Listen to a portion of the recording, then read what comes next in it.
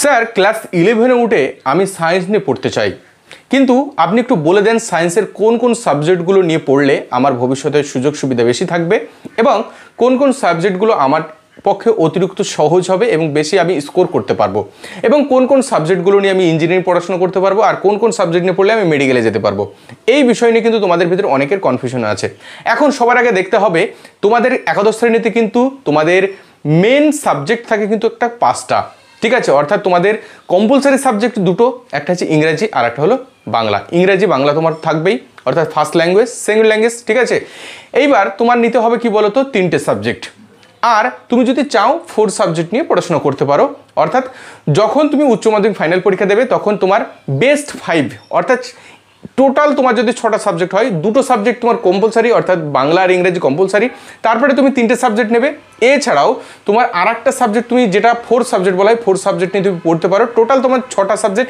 এই 6টা সাবজেক্টের ভিতরে যে 5টা সাবজেক্টে তুমি হাইয়েস্ট মার্ক পাবে সেটাই হবে তোমার উচ্চ মাধ্যমিকের মার্ক, ঠিক আছে, ফাইনাল মার্ক। অর্থাৎ বেস্ট 5-এর মার্ক তোমার কিন্তু যোগ হবে।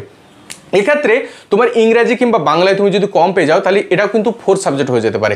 টোটাল যদি তোমার 6টা সাবজেক্ট হয়, যে 6টা সাবজেক্টের ভিতরে যে সাবজেক্টে সবথেকে কম পাবে সেটাই 4 সাবজেক্ট হয়ে যাবে।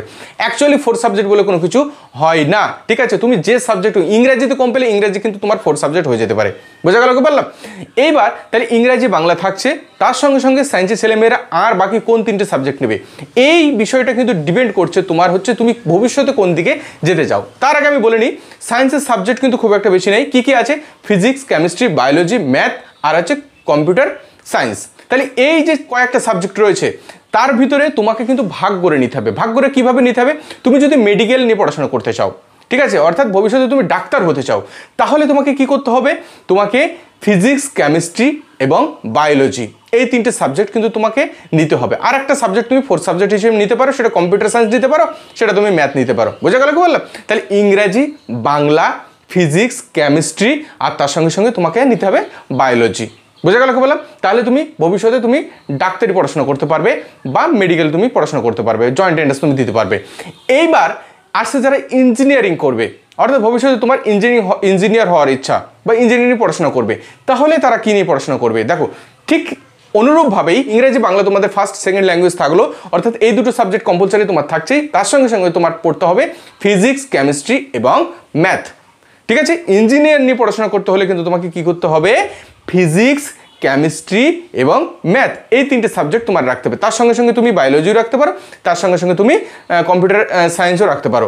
আর যারা ভাবছো আমি সুযোগ দুটো দিকেই রাখতে চাই, অর্থাৎ আমি এই ভবিষ্যতে কি করব বলা যাচ্ছে না, ইঞ্জিনিয়ার নিয়েও আমি পড়াশোনা করতে চাই অথবা আমি ডাক্তারি নিয়েও পড়াশোনা করতে চাই, তাহলে তোমাদেরকে অবশ্যই বলবো ইংরেজি বাংলা তোমাদের কম্পালসারি সাবজেক্ট থাকছে, তার সঙ্গে সঙ্গে ফিজিক্স, কেমিস্ট্রি, ম্যাথ, বায়োলজি এই 4টে সাবজেক্টে রাখবে। তাহলে কিন্তু তোমার কি বলো তো, তোমার দুটো দিকেই কিন্তু সুযোগ থাকলো।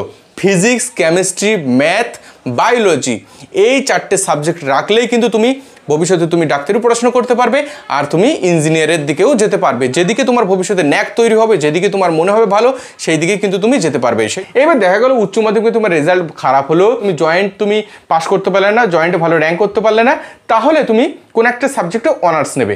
তাহলে কোন সাবজেক্টে অনার্স নেওয়া তোমার কাছে বেটার হবে? দেখো, যে সাবজেক্টটা তোমার কাছে ভালো লাগবে, তুমি যখন একাদশ এবং দ্বাদশ শ্রেণীতে পড়াশোনা করবে তখন তুমি বুঝতে পারবে যে ম্যাথটা আমার ভালো লাগছে, ম্যাথটা আমি ভালো রেজাল্ট করেছি, তাহলে তুমি ম্যাথে অনার্স নিয়ে নিলে।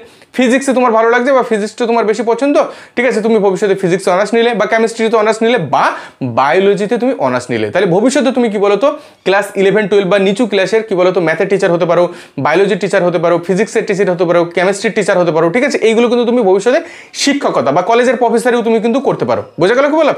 তাহলে সায়েন্স নিয়ে পড়লে ডাক্তার, ইঞ্জিনিয়ার, তার সঙ্গে সঙ্গে কী বলতো স্কুলের শিক্ষকতা, তার সঙ্গে সঙ্গে কী বলতো কলেজের প্রফেসর, তার সঙ্গে সঙ্গে তুমি বিভিন্ন কম্পিটিটিভ এক্সামও কিন্তু দিতে পারবে।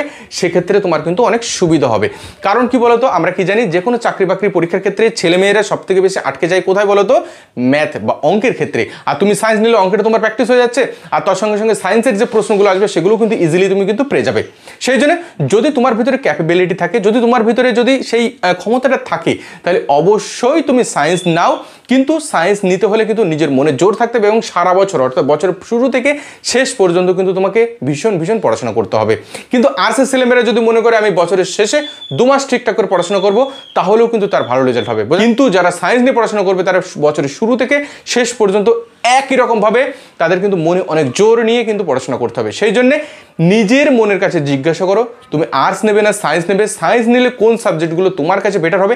আর একটা কথা বলে নিই যে মাধ্যমিকের যে সায়েন্স, ঠিক আছে, যে বায়োলজি ছিল সেই বায়োলজি আর ক্লাস 11-12 যে বায়োলজি তার ভিতরে কিন্তু অনেকটাই পার্থক্য, অতটা সহজ কিন্তু হবে না যেরকম ক্লাস 10 জীবনবিজ্ঞান যতটা ছিল, তবে জীবনবিজ্ঞান সাবজেক্টটা অতটা কঠিনও নয়, বোঝা গেল বলা।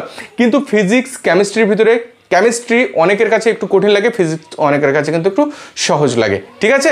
তাহলে নিশ্চয়ই সমস্ত বিষয় তোমাদের কাছে ক্লিয়ার হয়ে গেছে। এইবার তোমরা ভাবো তোমরা কি করবে, ঠিক আছে, সেই বিষয় নিয়েই তোমরা ভবিষ্যতে এগিয়ে চলো। আমার অনেক শুভকামনা রইল ভবিষ্যৎ জীবনের জন্য। সকলে ভালো থেকো এবং সুস্থ থেকো।